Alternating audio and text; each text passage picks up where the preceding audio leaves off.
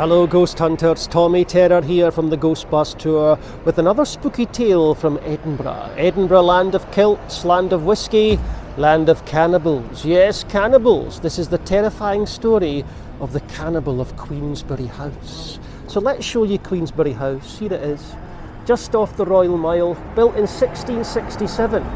Looks nice, doesn't it?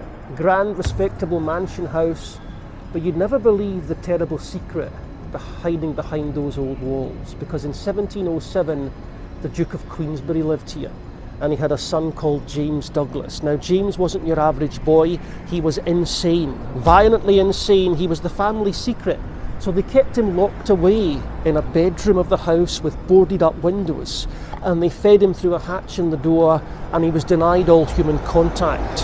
Everything was fine as long as he stayed locked in his room.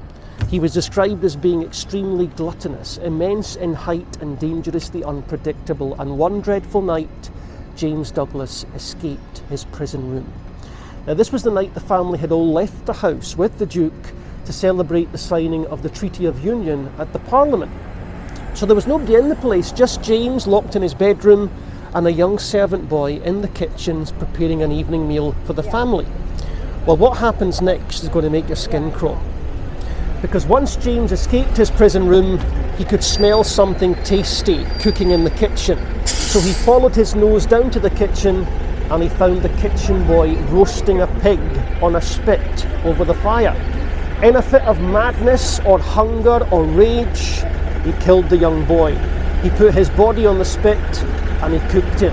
Yes, he cooked a young boy in this lovely house behind me here. Can you believe it? When the family came back later that night, they discovered James in the corner of the kitchen, cackling like a maniac and feasting on the boy's body like a wild animal. It was believed that the Duke had had James smothered to death on the spot, but in reality he'd been secretly taken to Yorkshire, where he lived out the rest of his life in secret. But ever since that happened, the building has had many lives. It's been a hospital, it's been a lodging house for the destitute, and now it's part of the Parliament complex. So you've got politicians in here today rather than cannibals. And the kitchen where the murder took place is now a private bar for the MPs. But over the years there's been lots of ghostly goings on reported in Queensberry House. People have seen the ghost of a young boy around the old kitchen area. They've smelled the smell of roasting meat when no one's been cooking.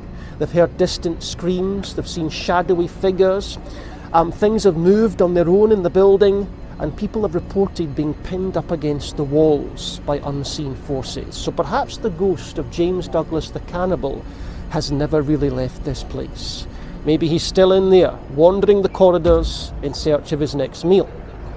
If you ever pass by Queensberry House, maybe don't linger outside the gates for too long. And whatever you do, don't feed the cannibals. This is Tommy Terror signing off. Thank you for listening.